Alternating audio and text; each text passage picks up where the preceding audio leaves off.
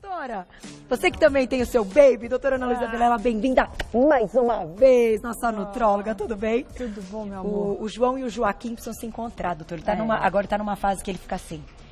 Que é isso? Falando com uma voz diferente, a gente tá tão engraçado, divertido. Você também tá numa fase boa do o pequeno? O meu tá do upa-lelê. Eu nunca vi. Upa-lelê. Fica tudo eu, então. Tudo eu louco. Eu e a doutora, a gente adora trocar as nossas figurinhas como mães. Aqui. Agora, o assunto hoje é muito legal, é um assunto sério e eu acho de extrema importância para o público entender o quanto alguns fatores, alguns marcadores e alguns exames podem determinar o sucesso de uma dieta e de uma mudança de hábitos, né? Com certeza, Carol. Eu achei muito interessante esse tema e eu acho que todo mundo tinha que conhecer e passar por isso um dia. Que muita gente acha, vou começar uma dieta, vou pegar uma dieta na internet, vou pegar uma e vou começar só por isso. Não, mas às vezes a gente não se conhece. A gente não sabe como o nosso organismo está trabalhando. Então, a gente precisa de uma orientação mais profunda para um início mais adequado. É verdade. Eu brinco muito que eu acho assim, emagrecer é uma consequência de um tratamento bem feito, dos órgãos estarem funcionando bem. A gente trata a raiz para as folhas da árvore serem bonitas. Perfeito. Então, por que não olhar de dentro para fora, não de fora para dentro. Isso aqui faz a nossa beleza, isso aqui faz a nossa saúde. Isso funcionando, tudo funciona. Tudo funciona. Agora, eu queria fazer uma pergunta e uma colocação que eu acho interessante, que é o seguinte. Obviamente que as pessoas, quando precisam de um check-up, ou precisam de um diagnóstico, ou estão ali envolvidas fazendo seus exames, sabem que fazem ali, que tem uma lista, pelo menos mínima de exames, normalmente pedida pelo médico. Só que, por que a gente está fazendo essa pauta? Para você entender como esses exames estão relacionados com essa engrenagem deste fator emagrecimento, né? Então, Carol, mas por que aquele hemograma cheio de coisa, aqueles mínimos detalhes, mas por que tem... O colesterol, tudo bem, é algo conhecido, batido, e a gente fala muito, mas não é só isso. Olha a quantidade de itens que tem aqui, vocês vão ver os itens que vão aparecer aqui. Então, vamos começar já com o primeiro? Vamos lá. Vamos lá. Quando o médico pede para você isso aqui, ó, na tela. Exames de sangue. Temos aí, então, um hemograma completo. Por que a gente precisa de um hemograma completo para saber se esse indivíduo vai ter sucesso, por exemplo, numa dieta? Então, o hemograma é constituído da série branca e a série vermelha. A série vermelha mostra pra gente se a gente está anêmico ou não, como estão nossas células que transportam o oxigênio. E as células brancas, se a gente tem alguma infecção, ou se algum agente está atrapalhando o nosso organismo a funcionar. Como a gente vai emagrecer se a gente não tem sangue suficiente para irrigar nossas células de ar? Anemia. Não vamos emagrecer. Se a pessoa está anêmica, ela não vai emagrecer. Ela não vai emagrecer. Ela pode emagrecer erradamente, ter uma anemia e por isso entra naquele stop. Sabe aquele efeito platô? Sei, que não consegue mais. Ou então fica apática, sonolenta, cansada, não consegue fazer os exercícios, não ganha massa muscular, não mantém o peso. Isso tudo por causa de uma anemia ou algum erro nesse hemograma que a gente pode identificar facilmente. Que seria através do ferro, da ferritina e da transferrina. O que seria essa transferrina? É um subproduto do ferro que também está relacionado nessa produção de hemoglobina, associação do ferro. Então, e outra coisa muito importante, a gente olha lá, tem aqueles valores de referência. Valor de referência só para a gente ter uma noção. Às vezes o valor de referência está normal, mas para o médico não é aquilo que ele esperava. Às vezes você faz um exame e não leva para o seu médico ver, já olhei em casa, está tudo dentro do valor de referência. No Google não faz isso, né? Não pode. Não pode, porque o que acontece? Às vezes um HB de 11 para você é uma anemia para mim, não é uma anemia para você. Você não tem muita repercussão. O meu HB normal é 11. Porque eu tenho todo aquele histórico que vocês já conhecem. Para você, eu tenho que manter acima de 12. Entendi. Então, o que é bom para mim pode não ser bom para você. Então, o médico vai determinar quais são os parâmetros. Aquilo lá é a média populacional. Nossa população gira em torno disso e disso. Entendi. Então não se assustem caso algo também esteja fora desse valor de referência, exatamente por essas características né, pessoais. Isso, a gente tem muitas mudanças. A medicina não é uma ciência exata. A gente estuda muito tempo para entender isso. E tudo é correlacionado. Tá. Às vezes um exame que está um pouquinho elevado, mas dentro do padrão de normalidade, já me chama atenção para outras coisas que eu tenho que investigar em outros exames. Entendi. Então, um carreia o outro, não é um exame isolado, tá, gente? Vamos para o próximo, porque eu acho que o próximo vai mostrar até... Vamos lá. Ainda continua no hemograma, né, o próximo. A gente dividiu até para que desse leitura. Então, esses continuam nos exames de sangue do hemograma, né? Como a gente faz uma parte nutricional, zinco é muito importante. O ácido fólico também está diretamente ligado ao nosso estado nutricional, principalmente para as futuras mamães. O ácido fólico está bem relacionado. Aquela mulher que está querendo emagrecer para poder engravidar bem, por isso que eu coloquei ele aí. É muito interessante. A gente tem que manter esse ácido fólico num limite alto. O zinco é algo que chama muita atenção quando a gente fala de emagrecimento e de dieta, né? Sim, porque os alimentos são... a gente não tem muitos alimentos ricos em grande quantidade de zinco. Então, às vezes, a gente está pobre em zinco sem saber. Tá. Devido à nossa má alimentação, pessoas com melhor alimentação ainda tudo bem. Tá. Então, por isso que é bem importante a gente ver, porque talvez uma deficiência dessas atrapalha o nosso metabolismo. Para conseguir um emagrecimento efetivo. Com certeza. Olha que interessante. E tem vitamina B12 que a gente vai comentar aqui. Eu já volto para a gente seguir para o próximo exame, mas vou te deixar uma pergunta. Eu acho que hoje as pessoas têm uma ideia do emagrecimento e da dieta como algo que a gente precisa se esforçar ao extremo, porque tem que tirar uma série de coisas. Então, eu acredito, com tudo que você vai explicar hoje, com os exames, que seja já um início de um caminho para as pessoas já não se sabotarem e irem realmente fazer os seus exames. Como a gente já visualizou aí, né, a gente tinha montado para vocês aí os exames importantes, agora a gente vai direto para a nossa tela para a gente ter toda a noção desses resultados aqui. Doutora, eu te deixei uma pergunta. O que você tem notado em consultório? As pessoas... obviamente não querem deixar de fazer os exames, fazem e tal, mas não veem nesses resultados algo potencial para realmente conseguir emagrecer, né? Acho que não tem nada a ver. Eu acho assim, cada vez mais a gente está vendo pessoas doentes mais cedo, mais precocemente. O que eu falo para todo mundo, o nosso organismo ele é feito para compensar. O nosso rim, ele joga excretas para fora, independente, é a função dele. Então, se ele já está machucado e funcionando mal, é sinal que ele está muito sobrecarregado há muito tempo. Que ele não está conseguindo exercer a sua função. Então, teoricamente, chega uma mulher, 30 anos no consultório, eu espero que tudo esteja bem. E, de repente... não está. Principalmente quando a gente fala de alguns hormônios, né? Sim. Que já vão aparecer aqui. Vamos pro próximo. Olha lá, próximo item na tela. Olha quanta coisa. Rins, que era o que você estava retomando. Ureia, creatinina, a urina, a urocultura. São exames básicos que a gente pede sempre. Vamos supor, se a ureia e a creatinina com uma idade precoce já começa a dar errado... tem algum desvio, já acende aquele sinalzinho. Peraí, o meu rim deveria estar funcionando normal.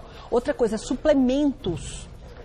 O uso exacerbado de suplementos pode alterar esses exames precocemente e duradouramente, assim, pode percorrer por um longo período esses exames alterados. A gente pode ter lesões renais, por excesso de proteína, por excesso de outras coisas. Então, por isso é tão importante a gente ter um controle. Isso aqui pode mostrar, por exemplo, que essa mulher está muito inchada e que não está, de repente, muito acima do peso, mas que é um inchaço? É isso aqui que avalia? Não somente isso. Os eletrólitos podem avaliar até mais esse edema. Isso aqui poderia mostrar uma compensação. Se a gente estiver perdendo muita proteína na urina, tem alguma coisa errada com o rim. Se a gente tiver alguma infecção nas vias urinárias, queda da imunidade, infecções oportunistas, dificuldade também de emagrecer, isso tudo pode estar relacionado aqui. Olha, quando a gente pega lá o exame e fala, tenho nada, tá tudo bem aqui, isso aqui tá mais ou menos. Os exames são muito complexos, Carol. Tudo tem relação. Tudo tem relação, uma coisa sempre interliga a outra. Próximo item, daqui a pouquinho, perguntinha do público na tela.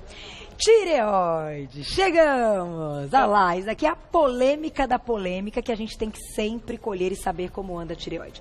Ela, de fato, ainda é aí aquele controle que a gente tem, que a gente pode dizer do metabolismo, e que a maioria das pessoas que começam a ter algum problema nessa perda de peso está relacionado na tireoide? Então, ela sempre foi o vilão da balança, mas o vilão não é só ela. Porque a tireoide faz um hormônio muito importante, que é um hormônio que põe nosso organismo para funcionar. E, na verdade, esse hormônio nem é o TSH. Os hormônios ativos são T3 e T4, mas o TSH é o nosso maior marcador. Ele tem que estar bem. Entendeu? Ele faz todo o feedback hormonal do cerebral. Tá. E isso, resumidamente, porque é muito mais complexo que isso. Mas então todo mundo acha, eu tenho um probleminha de tireoide, eu vou engordar por isso. Não só por isso. A tireoide engorda, mas ela não é o principal vilão, ela não engordaria se você não comesse além da conta. Se ela não te desse talvez um metabolismo lento, te dê uma fome anormal, maior. Então, é uma cascata de eventos. A tireoide tem que estar bem? A tireoide tem que estar bem. Mas o que é uma tireoide funcionando bem? O que é, doutora? Então, hoje em dia tem muita repercussão qual é o valor correto do TSH. Uns consideram 1, uns consideram 1,5. A sociedade ainda está de 0,8 até 4,5. O seu médico é a melhor pessoa para avaliar. Se você já é uma pessoa que tem doença de tireoide e toma remédio, a gente quer o menor possível. Tá. Se você nunca teve problemas de tireoide, se você tem os hormônios normais a vida inteira e deu um exame alterado, a gente tem que investigar bem mais. Tá, entendi. A gente não vai começar a tomar hormônio simplesmente porque tem uma alteração e uma alteração leve desse hormônio. Mas assim, o médico vai te ajudar a levar toda essa identificação, toda essa investigação adiante. Tá. Que o nosso papel é entender isso e te acompanhar. Provavelmente um diagnóstico de doença de tireoide, a não ser que seja uma doença muito evidente, ele demora para ser feito. E mesmo que não dê aqui algum valor de referência diferente, não quer dizer que o metabolismo está tudo bem. Não quer dizer que está tudo bem. Meu exame de tireoide está ótimo, meu metabolismo está ótimo. Não é relação. Não é relação. E às vezes pode estar alterado por uma doença inflamatória transitória, pode estar alterado por uma virose, pode estar alterado por outras coisas que vão regredir. Tá. Então, tudo isso tem que ser avaliado com muito cuidado. Então, lembre-se, quando você estiver fazendo exame aí para saber a respeito da sua tireoide, encontrou alguma coisa, ótimo, tem que ser investigado. Mas não encontrou nada, não quer dizer que não vai influenciar outras coisas. E também tem o famoso nódulo de tireoide, né? Todo mundo acha que eu tenho um nódulo. Não necessariamente porque você tem um nódulo, o teu TSH vai estar errado. Uma coisa é uma coisa, outra coisa é outra coisa. Já vou fazer perguntinha do público. Volto. Vamos deixar o próximo tema? O próximo tema eu adoro. É um dos preferidos quando a gente está falando de exame. Eu sou aquelas doidas que adoram fazer exame e depois fico olhando. Não, aqui ainda é da tireoide, então outros aspectos, tá? Mais um. A gente está só citando aqui pâncreas. Isto aqui eu diria que é a chave de muita coisa, né, doutora? Isso é muito importante. Insulina. Essa é a grande doença do século. Aqui tem a chave de muito segredo, né? Quando a gente vai ver o pâncreas. Conta pra gente, doutora. Então, todo mundo acha que aquele exame simples de glicemia em jejum é suficiente pra gente diagnosticar uma diabetes ou um pré-diabetes. Tá. Lê do engano, Carol. Porque você tá vindo de um jejum de mais ou menos 12 horas. E às vezes esse jejum te deixa numa glicemia normal. E na verdade não é a memória que a gente tem dessa glicemia durante dias, semanas e meses. E o que dá o resultado exato? Então, essa memória ela é feita pela hemoglobina glicada. Então, às vezes, mas por que eu estou fazendo esse exame de hemoglobina glicada? O médico consegue ver até os 3 meses de comportamento, lógico, cada um com a sua influência, o último mês, lógico, ele é mais influente na hemoglobina glicada, mas eu consigo ver se você está mantendo uma média alta de glicemia durante o dia ou baixa. Tá. Agora, aqui também tem uma pegadinha que mesmo que você encontre alguma coisa e esse paciente não seja um paciente diabético, ele já pode estar num momento que já está atrapalhando tudo, que ele já está naquela síndrome metabólica. Você consegue ver por aqui também? A gente consegue ver. A síndrome metabólica normalmente dá um aumento grande de insulina, aumenta a resistência insulínica periférica. O que é isso? Todo mundo fala, por que insulina? O que é insulina? A insulina é o hormônio que joga o açúcar para dentro das células. Quanto mais gordinho a pessoa, quanto mais gordura visceral, ou existem algumas doenças, como ovário policístico, por exemplo, aumentam essa nossa necessidade de insulina. Acarretam uma resistência periférica à insulina. Eu não gosto de falar coisa difícil, porque todo mundo fica, nossa, eu não entendi isso. Não, a gente precisa de mais insulina para o açúcar entrar dentro da célula. Então, o que acontece? Sobrecarrega o pâncreas. O nosso pâncreas ele tem uma vida útil. E essa vida útil é contada também por tempo e por produção. As célulazinhas vão cansando, como se elas estivessem produzindo a mais que deveriam. Quanto mais açúcar, mais se cansa o pâncreas. Aí, esse cansaço, lógico, existem doenças genéticas, existem outros fatores, mas esse cansaço no pâncreas que pode levar a uma diabetes tipo 2. Agora, você falou de cisto, a gente selecionou uma pergunta que vai entrar do público. Olha só, tem a ver com isso, na tela. Perguntinha da Camila, obrigada, um beijo. Tenho 33 anos, jovem, muito jovem. Muito jovem. Sou celíaca e estou com um cisto no ovário esquerdo. Tem alguma coisa a ver com a minha doença celíaca? Essas relações existem? Então, podem existir, podem, não necessariamente. O que pode ser esse cisto dela? Simplesmente uma ovulação. É um cisto só? Vamos ver o tamanho desse cisto. A época que ele aparece, se ele aparece mais do que um ultrassom, um cisto único em um ovário esporádico que some, pode ser muito bem um cisto ovulatório. Então tem muitas, assim, não posso falar que esse cisto seria um cisto de uma doença, pode ser um cisto fisiológico. E pode ser esse caso da resistência à insulina que você comentou. Normalmente ovários policísticos, eles acarretam uma síndrome, que é uma síndrome longa, grande, que não necessariamente a gente enxerga esses cistozinhos no ovário. Mas quando enxerga, normalmente não é único, são policistos. E que tem que avaliar e que deve ser feito todos os multidisciplinar, né, doutora? Isso que é muito importante. E aí, o que eu acho que fica para o pessoal de casa entender por que a gente retomou esses exames e até fazer uma brincadeira aqui, fingir que tem uma pessoa, tem até, eu vou fechar só com pode ser o último, Glaucia, aquele mais ou menos de uma caso mulher. Clínico. Um caso clínico aqui, para o pessoal de casa ter uma ideia e uma referência aqui. Não adianta procurar nutricionista para fazer o cardápio se você não tiver o pedido de exames com os resultados desses exames para começar essa dieta, não é? Não adianta. A gente é muito mais complexo. A gente é mais complexo que um pedido de exame. E não adianta nada o médico pedir os seus exames se ele não conhecer a sua história clínica. Um exame isolado não me leva a nada. Olha, é uma mulher de 33 anos, jovem, 1,64 m, está dentro da média brasileira, 95 quilos. Então, daria uma obesidade praticamente grau 2 aí. Um colesterol limítrofe de 135, isso é bom? Isso é ruim? E isso aqui a gente tem que ver qual a partícula de colesterol, se é o colesterol bom que é alto ou se é o ruim que é alto. A soma no final não vale, a gente tem que avaliar eles isolados. Eles isolados. A soma chama atenção para poder investigar depois. Perfeito. Um HB limítrofe de 11,8 é aquele caso que a gente comentou no começo. Pode ser que para ela seja normal. Para outras não. Outra coisa que você me perguntou do consultório, vitamina D de 20, muito baixa. Isso aqui, com o tempo, pode levar a uma perda óssea importante. Entendi. E ela pode se alimentar só de alface, ela não vai emagrecer. Ela não vai emagrecer. Impressionante como tudo tem relação, né? E por isso é tão bacana ouvir sempre aqui as aulas e as propostas da doutora Ana Luísa Vilela, nutróloga, que perdeu quantos quilos, doutora? Já tá dando quase 60 agora. Gente, é lindo contar isso, né? 60 quilos, tá lindona, sempre elegantérrima, e isso é um exemplo, isso é um estímulo, e é para que você tenha realmente segurança. Então, quem quiser saber mais, o site islinforme.com.br, www.islinforme.com.br.